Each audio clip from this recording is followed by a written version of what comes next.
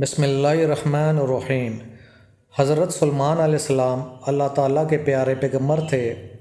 ایک مرتبہ آپ علیہ السلام اپنے دربار میں بیٹھے تھے کہ ایک مچھر اپنی فریاد لے کر حاضر ہوا اور بولا، آپ کی سلطنت جن و انس اور ہوا پر ہے، آپ ان سب کے مقدموں کا فیصلہ کرتے ہیں۔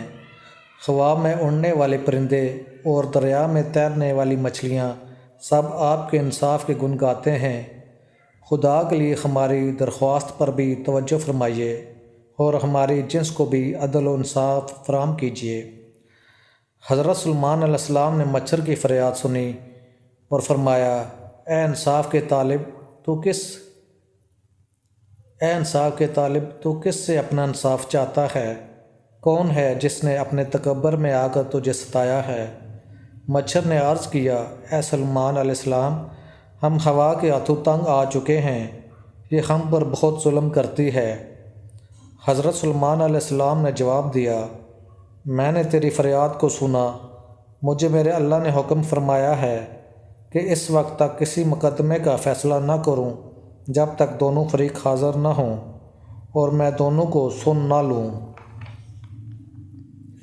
اس کے بعد حضرت سلیمان علیہ السلام نے ہوا کو حکم دیا کہ وہ جلدی ان کے دربار میں حاضر ہو جائے، کیونکہ مچھر نے اس کے خلاف دعویٰ دائر کر دیا ہے۔ ہوا کو بھی اجازت دی گئی تھی کہ وہ اپنی صفائی میں جو کہنا چاہے کہہ سکتی تھی۔ ہوا کو حضرت سلیمان علیہ السلام کا حکم ملا تو وہ فوراً دربار میں پہنچ گئی۔ مچھر ہوا کے اس تیزی کے سامنے ٹھہر نہ پایا اور فوراً وہاں سے بھاگ جانے پر مجبور ہو گیا۔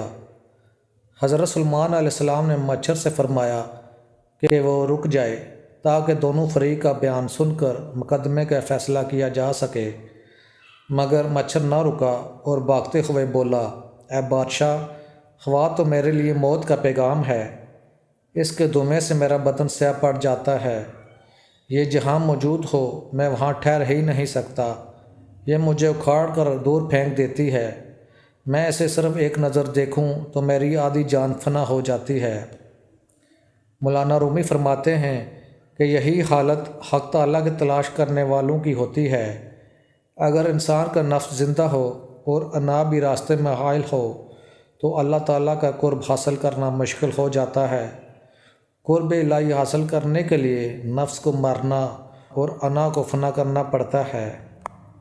ویڈیو پسند آئی ہو تو چینل کو سبسکرائب کر دیجیے گا۔ جزاک اللہ۔